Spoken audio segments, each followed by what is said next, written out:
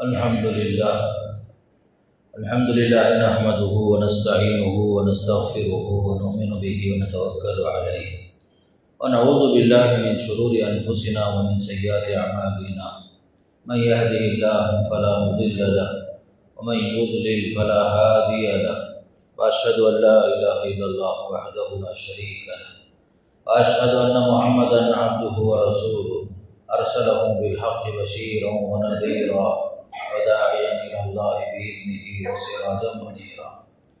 أما بعد فإن خير الحديث كتاب الله وخير الهدي هدي محمد صلى الله عليه وسلم وشر الأمور محدثاتها وكل محدثة بدعة وكل بدعة ضلالة وكل ضلالة في النار.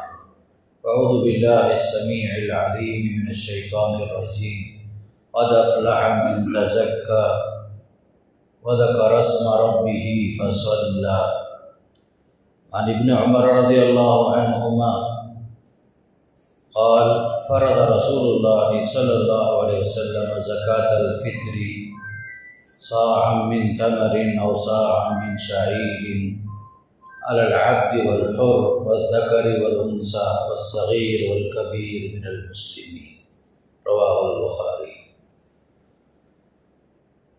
تمام تعریفیں اس اللہ کے لیے جس نے ان سال 2026 میں رمضان کے پورے 30 مہینے پورے 30 دن پانے کی توفیق نصیب بخشی. درود و سلام ہو اللہ کے نبی صلی اللہ علیہ وسلم پر، آپ کے صحابہ کرام، تابعین اور تبع تابعین سے اللہ راضی ہو.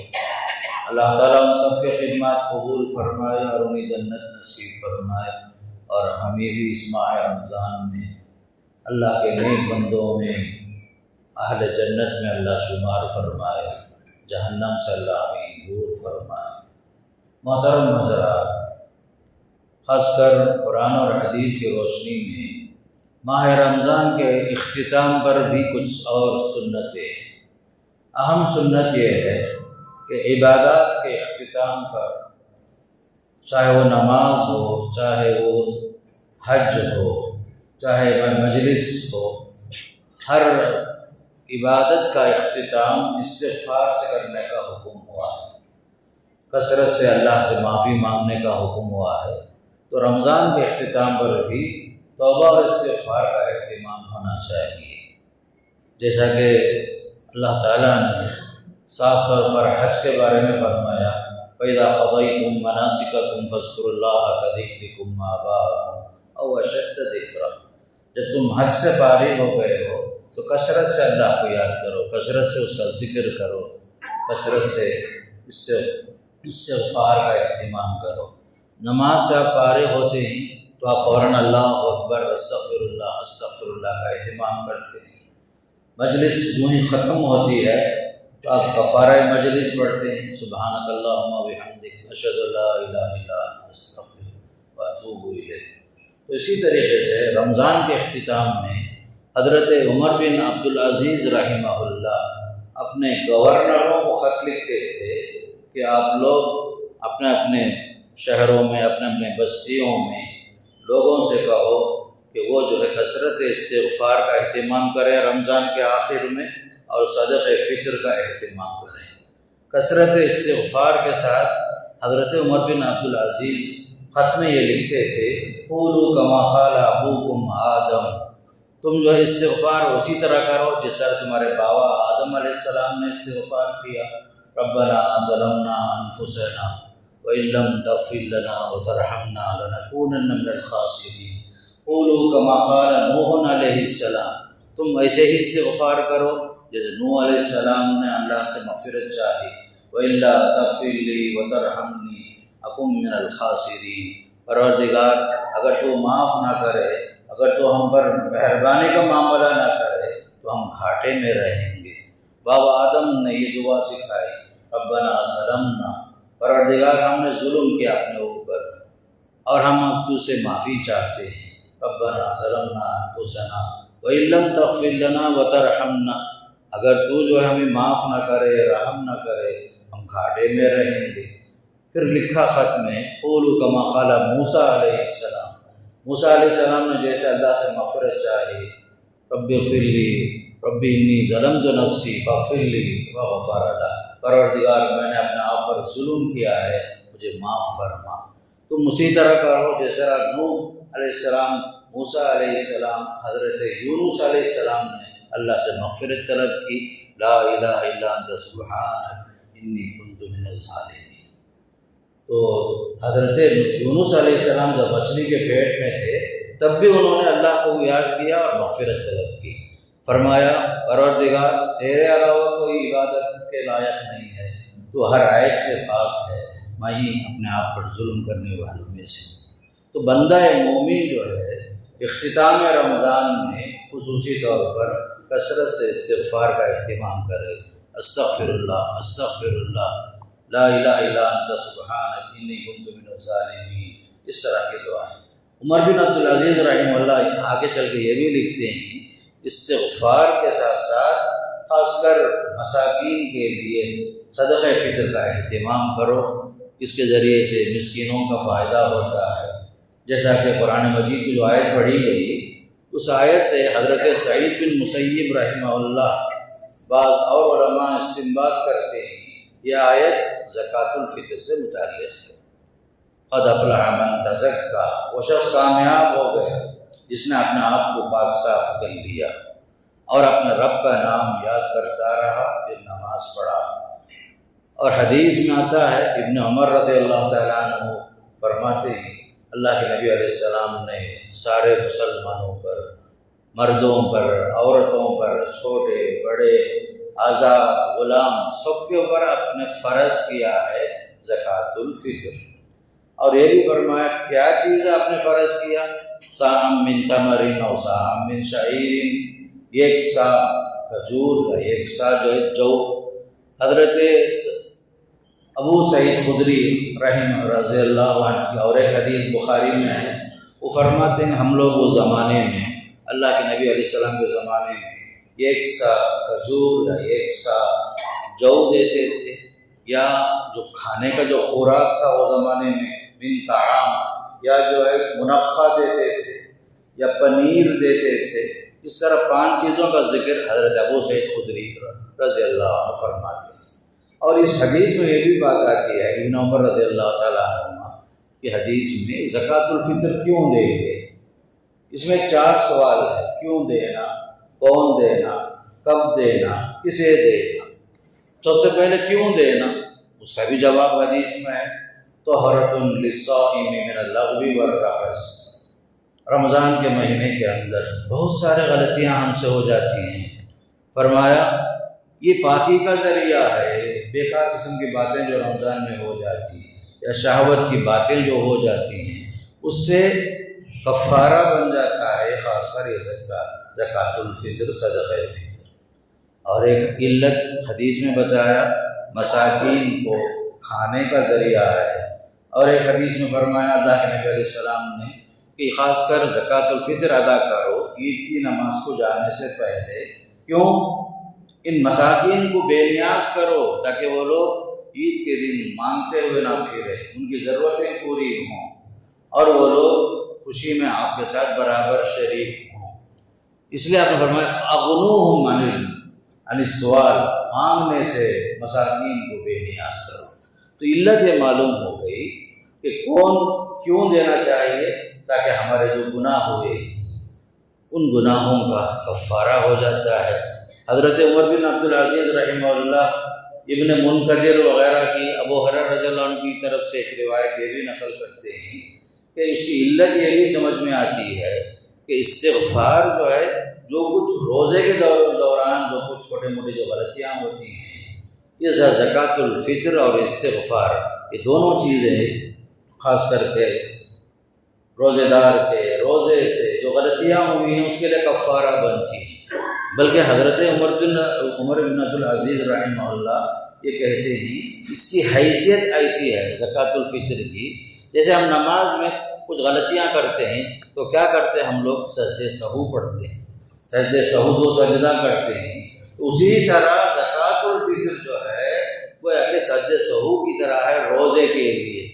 روزے میں اللہ کی مہربانی دیکھو، آپ جو ہے رمضان ختم کرے اور رمضان کے اندر ہر بشر ہی ہے، انسان غلطی کرتا ہی ہے، بہت سارے نادانیاں ہو جاتی، کبھی علم سے کبھی علم کے بغیر جہالت کے ساتھ، اس کا جو ہے کفارہ ہو جاتا ہے زکوٰۃ الفطر۔ علت یہ ہوئی گویا کہ کفارہ ہے۔ کون دے گا؟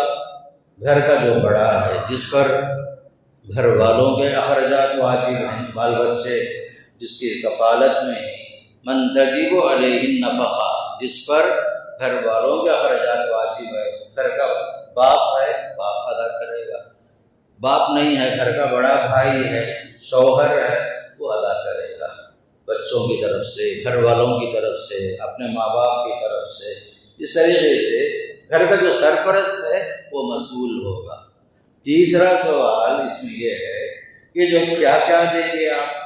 تو عہد نبوت میں خوراک کے طور پر کھجور بھی استعمال ہوتا تھا، اس زمانے میں جو بھی استعمال کرتے تھے، پنیر استعمال ہوتا تھا، منقع استعمال ہوتا تھا۔ تو حضرت ابو سعید خدری کی روایت کے مطابق جو بھی وہ زمانے میں ہم کھاتے تھے اناج کی شکل میں، وہ جو دیتے تھے، اس طریقے سے یہ بات معلوم ہوئی کہ وہ زمانے میں ایک سا جو ہے دو قسم کا سا ہوتا ہے، ایک سا حجاز کا، ایک سا عراق کا۔ محدثین کے پاس سائے حجازی تقریباً 2.5 کلو، 2.25 کلو کا ہوتا ہے، اور جو دیگر علماء مجتہدین کے پاس، فقہاء کے پاس عراق کی سا وہ زمانے میں استعمال ہوتا تھا۔ بعض علاقوں میں عراقی سا کے حساب سے وہ لوگ جو دیتے تھے، تقریباً اس کا 3 کلو سے زائد ہوتا تھا وہ عراقی سا وغیرہ۔ بہرحال آدمی ایک سا، 2.5 کلو، 3.25 کلو جو چیز اپنے اناج استعمال کر رہے ہیں، آپ جو استعمال کر رہے ہیں، آپ کی حیثیت اچھی ہے، چاول وغیرہ، گیہوں وغیرہ جو کھاتے ہیں آپ، جس کی قیمت جو آپ کو معلوم ہے اس کے حساب سے 2.5 کلو، 3.25 کلو کے حساب سے، یا آپ جو ہے حکومت کی طرف سے راشن سے ملنے والا چاول استعمال کرتے ہیں، اسی کا 2.5 کلو۔ الغرض ہم کوئی قیمت متعین نہیں کر سکتے، ہر آدمی کا اپنی اپنی حیثیت، ہر آدمی جانتا ہے میں کیا کھاتا ہوں، میں کیا استعمال کرتا ہوں، وہ چیز استعمال کرنے کی چیز آپ دیتے ہیں۔ اس میں ایک اہم سوال یہ بھی ہوتا ہے، بعض شہروں میں 1 دن پہلے، 2 دن پہلے زکوٰۃ الفطر جمع کیا جاتا ہے، جمع کر کے لوگوں میں تقسیم کیا جاتا ہے عید کٹ کے نام سے۔ اس میں کچھ چاول بھی ہے، شکر بھی ہے، گھی بھی ہے، کچھ منقع بھی ہے، اور جو ضرورت کی چیزیں ہیں سب جو ہے استعمال کی چیزیں بنا کر کے دیتے ہیں فقراء مساکین کے گھروں کو۔ یہ بھی اچھی چیز ہے۔ زکوٰۃ الفطر میں ایک نظام، اجتماعی نظام عہد نبوت میں بھی تھا، آج بھی بعض جگہوں میں ہے، تو یہ اچھی چیز ہے کہ باقاعدہ ایک جگہ جمع ہو، پھر وہاں سے جا کر کے تقسیم کیا جائے۔ سب سے اہم مسئلہ لوگ اپنے اپنے ضرورت مند جو مساکین ہیں ان تک پہنچ کر کے پہنچانا ہے، ایسا نہیں کہ لوگ مانگنے کے لیے آئیں پھر ان کو تقسیم کیا جائے، بلکہ حق تو یہ ہے کہ ہر آدمی اپنا صدقہ فطر لا کر کے پہنچائے، لوگوں تک پہنچائے، رات کے وقت میں پہنچائے۔ افضل وقت کون سا ہے؟ اس پر علماء کا اتفاق ہے کہ عید کی نماز سے پہلے تک ادا کر دینا، 1 دن پہلے، 2 دن پہلے دینا یہ بھی جائز ہے۔ ابن منذر رحمہ اللہ اپنی کتاب میں لکھتے ہیں کہ زکوٰۃ الفطر کا جو حکم ہے کہ وہ فرض کے درجے میں ہے، فرض کے درجے میں، اس لیے کہ اللہ رسول علیہ السلام نے فرضہ کا لفظ استعمال ہوا ہے، جو تمام علماء کے پاس اس کی حیثیت اجماع کی ہے، فرض کا درجہ ہے کہ ہر آدمی ادا کرے۔ اس میں کوئی ضروری نہیں کہ آپ صاحب نصاب ہیں کیا، زکوٰۃ آپ پر فرض ہے کیا، نہیں، یہ زکوٰۃ الفطر سے زکوٰۃ کا کوئی تعلق نہیں ہے۔ یہ جو ہے ہر مسلمان جو بھی روزہ رکھتا ہے تو کچھ نہ کچھ غلطی کرتا ہے، تمام مسلمانوں پر بلا شروط، بلا نصاب ہر مسلمان زکوٰۃ الفطر ہر حال میں ادا کرنے کی کوشش کرے۔ تو لہذا معلوم ہوا زکوٰۃ الفطر کیوں دینا، کون دینا، کیا دینا، اناج دیں گے افضل ہے، قیمت دینا یہ بھی جائز ہے، جیسا کہ امام بخاری رحمۃ اللہ علیہ، امام ابو حنیفہ رحمۃ اللہ علیہ عمر بن عبدالعزیز، صحابہ میں اگر ہم شروع کرتے ہیں حضرت عمر، ابن مسعود رضی اللہ عنہ، اور بھی بہت سارے لوگ ہیں تو باقاعدہ قیمت کے بھی قائل ہیں، جائز کے۔ مسئلہ جواز کا ہے، افضلیت اناج دیتے ہیں افضل ہے، یا جو ہے اس کے ساتھ کچھ اناج بھی دیے، کچھ پیسہ بھی دیے ملا کر کے، اور بھی نور علی نور، تاکہ ایک مسکین کی خواہش پوری ہو جائے، ایک مسکین کی ضرورت پوری ہو جائے، وہ بھی خوشی میں شریک ہو۔ سب سے اہم مسئلہ زکوٰۃ الفطر میں کیا ہے؟ تمام لوگوں کو عید کی خوشی میں شریک کرنا، کوئی اس دن ہاتھ نہ پھیلائے، کسی کو یہ ضرورت پیش ہی نہ آئے کہ وہ عید کے واسطے لوگوں کے پاس ہاتھ پھیلائے۔ ضرورت مند جو ہے، جو بھی ہیں لوگ، ان کی ضرورت پوری ہو جائے، عید کی خوشی میں برابر شریک ہو جائیں۔ تو لہذا مسلمانوں کو چاہیے زکوٰۃ الفطر میں جلدی کریں، خاص کر یہ جو خاص مسئلہ ہے مسلمانوں کے لیے کہ زکوٰۃ الفطر ادا کرنا ہے۔ اللہ کے رسول کا حکم ہے صلی اللہ علیہ وسلم کا، صاحب نصاب ہونا، مالک نصاب ہونا زکوٰۃ کی طرح، اس میں کوئی شرط نہیں ہے۔ آپ اپنے اپنی حیثیت کے مطابق جو بھی آپ کھاتے ہیں۔ تو حضرت معاویہ رضی اللہ تعالیٰ عنہ اس زمانے میں صحابی رسول، شام کے جو امیر تھے، انہوں نے جو ہے باقاعدہ صحابہ کے سامنے یہ کہا، مدینہ میں آ کر کے عہد نبوت میں کھجور کی قیمت کم تھی اور گھیو کی قیمت مہنگی تھی، اس لیے ایک سا کھجور برابر ہے آدھا سا گھیو کے۔ اس کے مطابق اگر ہم آدھا سا گھیو بھی نکالتے ہیں قیمت کا لحاظ کرتے، وہ بھی کافی ہے۔ ان حضرت امیر معاویہ رضی اللہ تعالیٰ عنہ نے یہ لکھا تھا، وہ زمانے میں بدل کے مدینے میں خطاب بھی کیا تھا۔ الغرض اگر ہم ایک سا اناج کی شکل میں دے رہے ہیں یا جو ہے اس کے مساوی قیمت دے رہے ہیں مساکین کی ضرورت کے حساب سے، دونوں صورتیں جائز ہیں۔ لیکن فکسڈ قیمت پورے بستی والوں کا سے یہ ہے ہر جگہ کے واسطے ہم یہ بول نہیں سکتے۔ کسی کی حیثیت ماشاءاللہ اچھی ہے، اگر کوئی آدمی خوشی سے 2.5 کلو کھجور دے رہا ہے الحمدللہ ایک سا کے حساب سے، 2.5 کلو منقع دے رہا ہے الحمدللہ، کوئی جو دے رہا ہے عہد نبوت کے حساب سے، اس نے بھی جو ہے ثواب پا لیا، اجر پا لیا۔ الغرض ہمیں خوشی کے ساتھ زکوٰۃ الفطر ادا کرنا ہے، عید کی نماز سے پہلے ادا کرنا ہے، اور حدیث میں بھی آیا جس نے عید کی نماز سے پہلے دے دیا زکوٰۃ الفطر اس کا مقبول ہوا، عید کی نماز کے بعد اگر دیے عام صدقہ ہو گیا ہو۔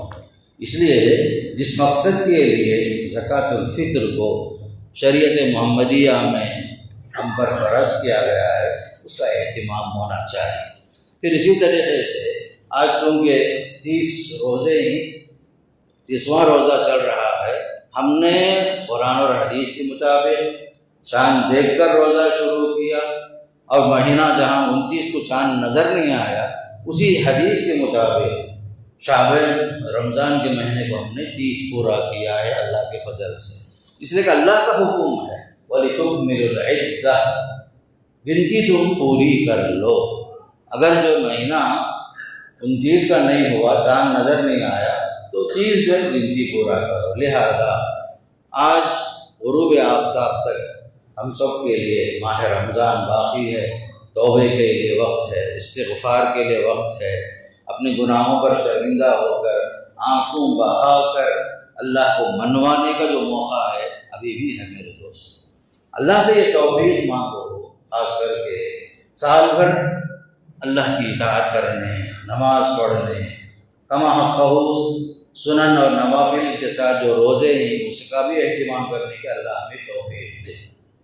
رمضان میں جو اہتمام ہوتا ہے تقوی کا، طہارت کا، اور جو خاص کر گناہوں سے بچنے کا، یہ چیز، یہ ماحول ہمیشہ ہونا، اس کے لیے اللہ سے توفیق مانگنے کی بڑی ضرورت ہے۔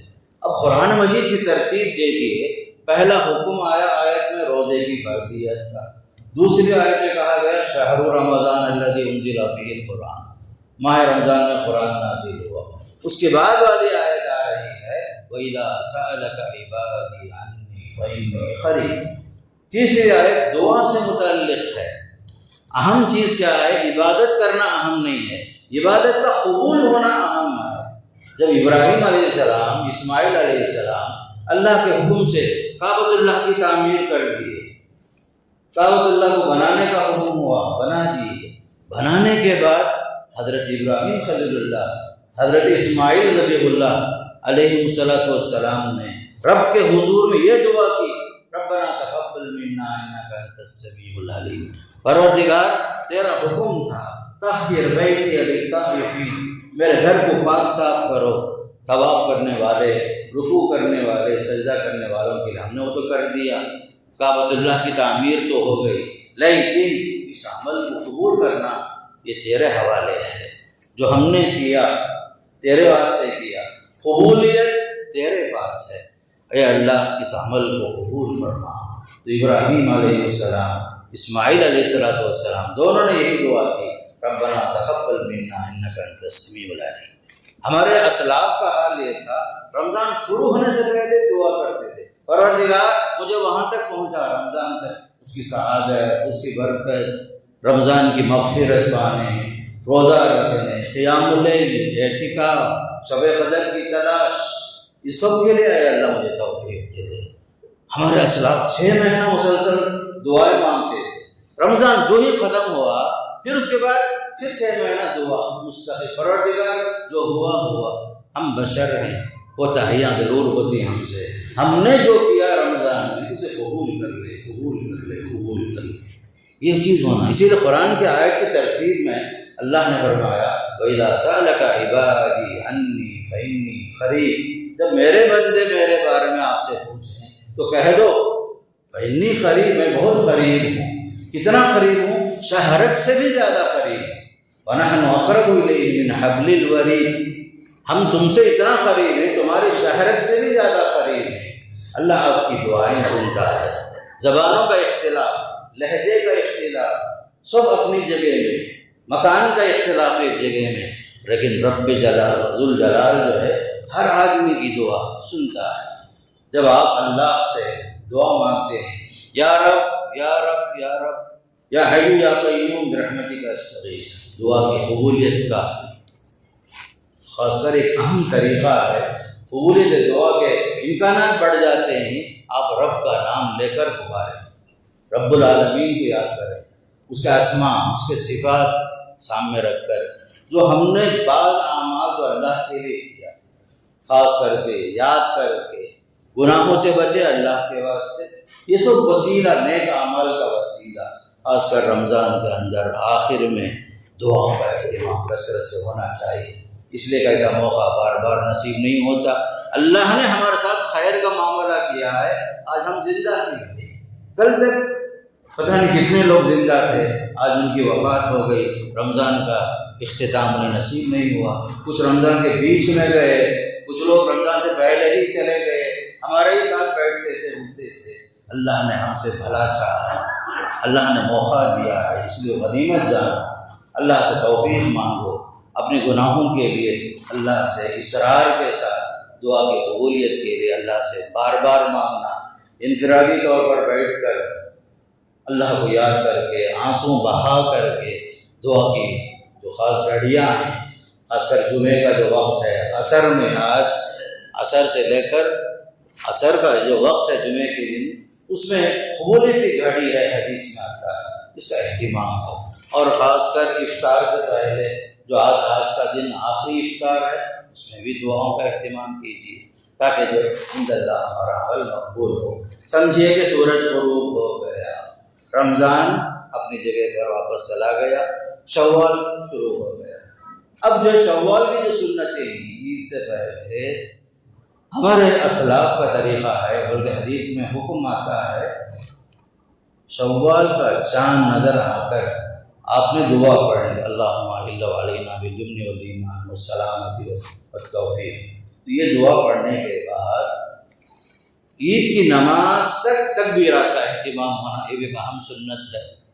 ایسا نہیں کہ عیدگاہ کو جاتے ہوئے تکبیر بولو، عیدگاہ پہنچنے تک بولو، نہیں، سورج غروب ہونے کے بعد سے شروع ہوتا ہے تکبیر کا وقت۔ ہمارے اسلاف آتے ہوئے جاتے ہوئے بازاروں میں خصوصاً تکبیرات عیدین، اللہ اکبر، اللہ اکبر، لا الہ الا اللہ، اللہ اکبر، اللہ اکبر وللہ الحمد انفرادی طور پر اپنے اپنی جگہ میں تکبیر کا اہتمام کرنا مغرب کے بعد سے جب تک عید کی نماز کے لیے امام صاحب کھڑے نہیں ہو جاتے، یہ ایک اہم سنت ہے۔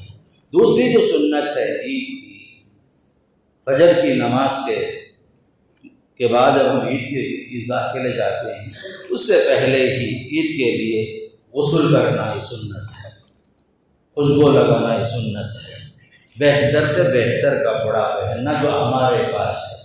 ایسا نہیں کہ رات میں جو کپڑے پہنتے ہیں وہی پہن کر عیدگاہ کو آ گئے، نہیں، میں یہ نہیں بول رہا ہوں نیا کپڑا پہنو، نہیں، بلکہ آپ کے پاس جو موجود ہے، بہتر کپڑا جو آپ کے پاس ہے وہ بہتر کپڑا پہننے کا حکم باقاعدہ ہے حدیث میں، اور خود قرآن میں اللہ نے فرمایا یا بنی آدم خذوا زینتکم عند کل مسجد، اے آدم کی اولاد ہر نماز کو آتے ہوئے اچھا لباس زیب و زینت کے ساتھ مسجد کو آیا کرو۔ خاص کر عیدین کی جو سنتیں ہیں، اچھا لباس پہننا، بہتر سے بہتر لباس پہننا، اس کا اہتمام کرنا۔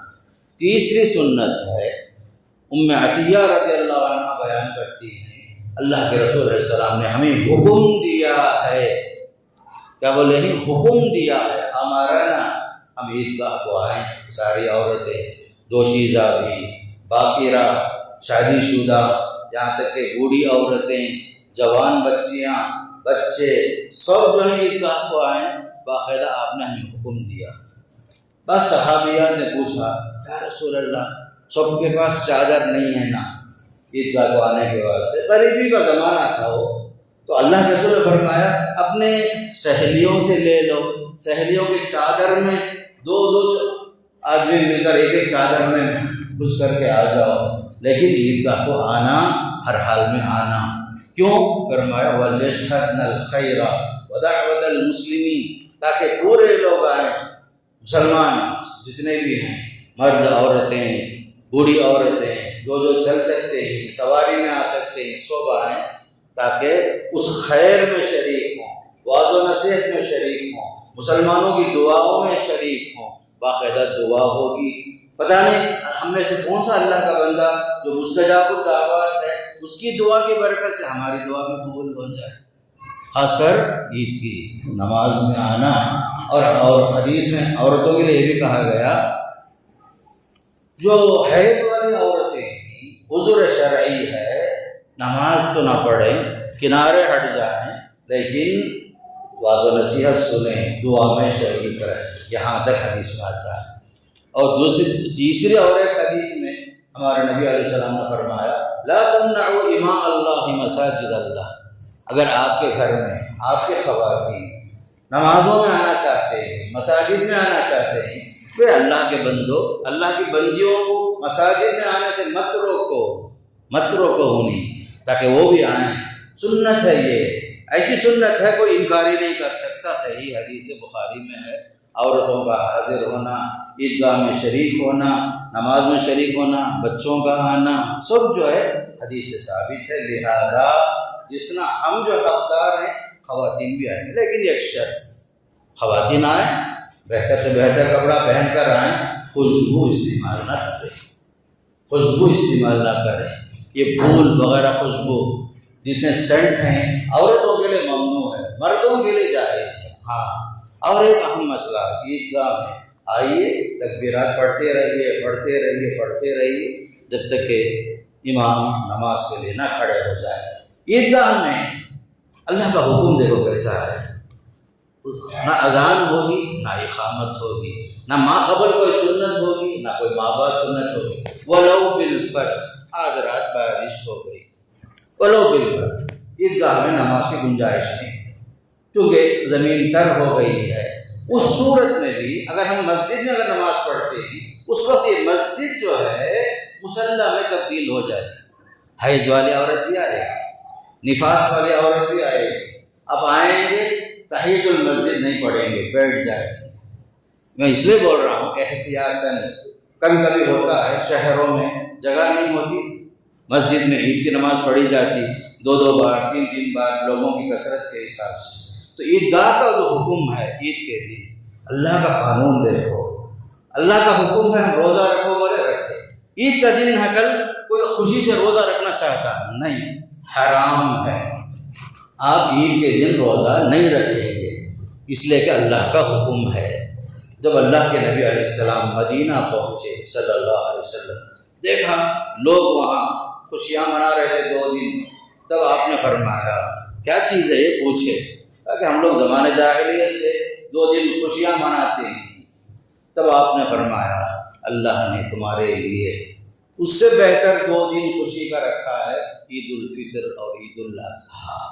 ایک اہم سنت عید الفطر میں یہ ہے، ہمارے استاد محترم مجھے یاد آئے مولانا ابوالبیان حماد صاحب رحمۃ اللہ علیہ، اللہ جنت نصیب کرے، حدیث پڑھاتے ہوئے اس حدیث کا ترجمہ ایسا کرتے تھے، عیدوں میں فرق کیا ہے، عید الاضحیٰ میں عید الفطر میں۔ آپ فرماتے تھے اللہ رحم فرمائے کہ اللہ کے نبی علیہ السلام کا طریقہ اور سنت یہ ہے، عید الفطر میں اللہ کے نبی علیہ السلام عیدگاہ اس وقت تک جاتے نہ تھے جب تک کھاتے نہ تھے، عید الاضحیٰ میں اس وقت تک کھاتے نہ تھے جب تک جاتے نہ تھے۔ مطلب یہ ہے عید الفطر میں کھجور کھا کے جانا سنت ہے، طاس عدد میں یہ 3، 5 وغیرہ یہ سنت ہے ہمارے نبی علیہ السلام کی۔ عید الاضحیٰ میں قربانی کے بعد قربانی کا گوشت کھانا وہاں سنت ہے، آتے ہوئے جاتے ہوئے پیدل چل کے جانا یہ ایک اہم سنت ہے۔ اگر آپ معذور ہیں، مجبور ہیں، اپنے اپنے گاڑیوں میں آ رہے ہیں، وہ الگ کوئی مسئلہ نہیں ہے، لیکن جسے طاقت ہے، ہمت ہے، چل سکتا ہے پیدل آئے، اور حدیث کے مطابق خالفت طریق، آنے کا راستہ الگ، جانے کا راستہ الگ، ممکن ہے تو راستہ بدل کر آنا، راستہ بدل کے جانا، یہ بھی اہم سنت ہے میرے دوست۔ لہذا عید کے دن یہ کچھ خاص کام ہوتے ہیں کہ آپ اپنے پورے بچوں کو لے کر آئیں، تکبیرات کا اہتمام کریں، صدقۃ الفطر ادا کر کے تشریف لائیں، کچھ کھا کر کے آئیں، اگر تمر کھاتے ہیں، کھجور کھاتے ہیں، یا کوئی اور میٹھی چیز آپ کے پاس میسر ہے الحمدللہ، یہ بھی ایک سنت ہے۔ اور عیدگاہ میں آ کر خطبہ سننا، ایسا نہیں کہ بیٹھ کر تماشا دیکھتے رہے یا کنکریوں کے ساتھ کھیلتے رہے، نہیں، جب تک خطبہ ختم نہ ہو جائے اس وقت تک کوئی اٹھ کے بجانا نہیں۔ اور اللہ کے واسطے میں بول رہا ہوں، اللہ کے واسطے بولتا ہوں، کوئی 5 وقت سال بھر میں ہم لوگ مسبوق ہو جاتے ہیں، ظہر میں، عصر میں، مغرب میں، اتنا افسوس ہے، عید کے دن بھی کچھ لوگ مسبوق ہو جاتے ہیں، یہ شرم کی بات ہے۔ تو ایک دن وقت مقرر ہے، 7 بجے، 7:15 بجے، 7:45 بجے فکسڈ ہے ہمارے پاس، اب اس کے باوجود بعض رات آخری تک آتے رہے، کوئی وضو کیا، کوئی وضو نہیں کیا، پہلے سے وضو کر کے آؤ گے، اللہ کا وضو کر کے آؤ، جماعت جب کھڑی ہوتی ہے آپ تکبیریں، جو ہی تکبیر بلند ہوگی آپ حاضر ہو، ایسا نہیں کہ آئے 1 رکعت میں سو گئی، بعض لوگ 2 رکعت میں سونے کے بعد بھی آئے۔ تکبیرات زوائد ہیں، حدیث کے مطابق صلی اللہ علیہ وسلم کا طریقہ رہا کہ عید کی 2 رکعت سنت موقعہ ہے، پہلی رکعت میں 7 تکبیر، دوسری رکعت میں 5 تکبیریں، زائد تکبیریں ہوتی ہیں، 12 تکبیریں، اس کا اہتمام کرو اللہ کے واسطے۔ کوئی ایسا نہ ہو کہ ہم میں سے نماز شروع ہو گئی، آخری میں آئے 1 رکعت میں سو گئی، 2 رکعت میں سو گئی، ایسا نہیں ہونا۔ اللہ کے واسطے کوشش کرو، آپ جو ہے بس اسٹینڈ جا رہے ہیں بس میں جانے کے لیے، ریلوے اسٹیشن جا رہے ہیں، ایئرپورٹ جا رہے ہیں، وہاں وقت کا لحاظ آپ کرتے ہیں، کیوں نماز کے بارے میں یہ غفلت ہوتی ہے، عید کے دن میں کیوں غفلت ہوتی ہے، اللہ کے واسطے سوچو۔ لہذا ہمیں اہتمام کرنا پڑے گا، یہ دن خوشی کا دن ہے، اور یہ اللہ کی طرف سے ایک نعمت ہے روزے داروں کے لیے، اعتکاف جنہوں نے کیا ان سب کے لیے، قیام اللیل جنہوں نے کیا ان سب کے لیے۔ کل کا دن خوشی کا دن ضرور ہے، لیکن اس کے لیے بھی خوشی کے جو آداب ہیں اسے لحاظ رکھیے، اور اللہ سے ہمیشہ توفیق مانگو کہ کہیں ایسا نہ ہو عید کا پہلا دن شروع ہوا، پھر معصیت کا دروازہ دوبارہ ہم نے کھول دیا، گناہوں کا دروازہ ہم نے کھول دیا، وہی رفتار بے ڈنگی جو پہلے تھی اب بھی ہے۔ سمجھو ہمارے اسلاف کتنا اہم بات بول رہے ہیں، عمل کی قبولیت کی نشانی کیا ہے؟ عمل کی قبولیت کی نشانی بہتری ہو۔ میں پہلے فرض کا پابند تھا، اب میں سنت کا پابند ہو گیا، میں سنت کا پابند تھا، نوافل کا پابند ہو گیا، پہلے نماز چھوڑتا تھا، اب نمازوں کا پابند ہو گیا، پہلے میں جھوٹ بولتا تھا، मेरे अंदर इनकलाब आया, मैंने झूठ को तलाक दे दिया। पहले मैं गीबत करता था, छोड़ दिया सब। ये बेहतरी आना कबूलियत की अलामत है हमारे असलाफ के पास। इसलिए मेरे दोस्तों, अल्लाह से तौफीक मांगो। मैं जानता हूँ मेरे बारे में, आप जानते हैं अपने बारे में। रब के सामने इस्तिग़फ़ार करते हुए इसरार के साथ दुआ मांगिए, अल्लाह खैर फरमाए हम सब के लिए। जो हमने किया छोटे छोटे जो अमाल हैं, अल्लाह ताला उस तमाम अमाल को कबूल फरमाए। अल्लाह ताला सारे मुसलमानों को नेक अमल की ईमान के साथ तौफीक नसीब फरमाए। मुल्क के अंदर अमन व अमान नसीब फरमाए। अल्लाह सबको आफियत के साथ रखे। जो लोग बीमार हैं, परेशान हाल हैं, मुसीबत ज़दा, अल्लाह उन सब की बीमारियाँ परेशानियों को दूर फरमाए। हमने जो भी किया इखलास के साथ, लिल्लाहियत के साथ, उन सब अमाल को अल्लाह कबूल फरमाए और हम सब को जो है बाबुर रैयान में दाखिले की सआदत नसीब फरमाए। अल्लाह हम सब को ज़िंदगी भर अल्लाह की बंदगी करने और उसके हुक्म के मुताबिक शरीयत पर अमल करने की अल्लाह तौफीक नसीब फरमाए। अल्लाह जब तक रखे ईमान के साथ, अमल सालेह के साथ बाकी रखे। जब मौत का वक्त आए, कलीमे की मौत अल्लाह नसीब फरमाए। अक़ूलु क़ौली हाज़ा अस्तग़फ़िरुल्लाह ली व लकुम व लिसाइरिल मुस्लिमीन मिन कुल्लि ज़ंबिन फस्तग़फ़िरूहु इन्नहु हुवल गफ़ूरुर रहीम। अल्लाहु अकबर, अस्तग़फ़िरुल्लाह।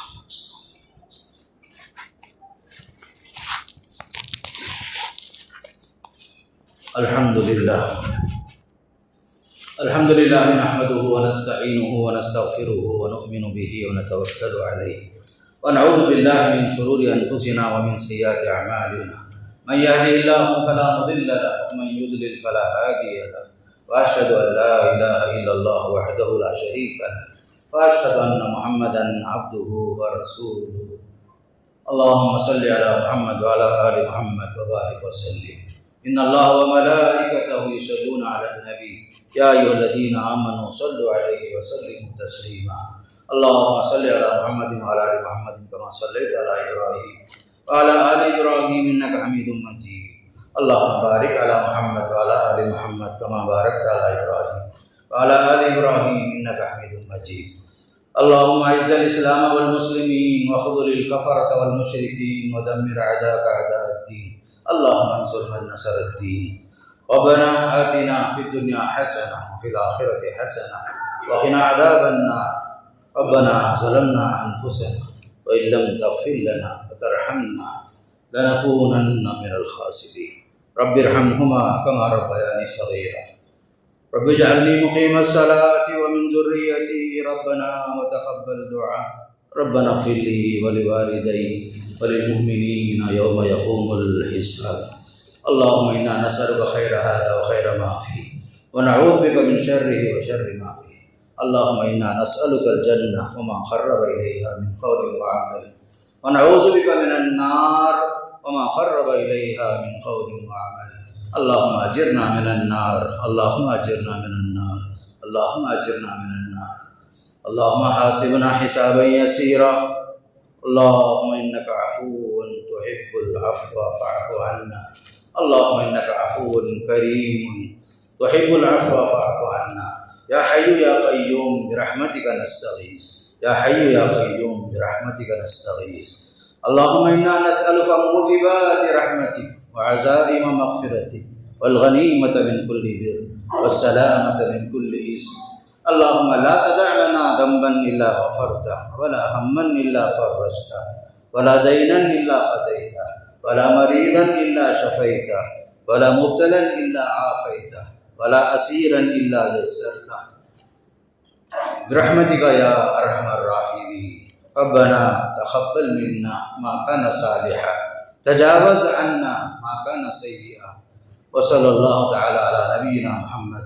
इबादल्लाह उज़्कुरुल्लाह यज़्कुरुकुम वदऊहु यस्तजिब लकुम व लज़िक्रुल्लाहि तआला अकबर वल्लाहु यअलमु मा तस्नऊन।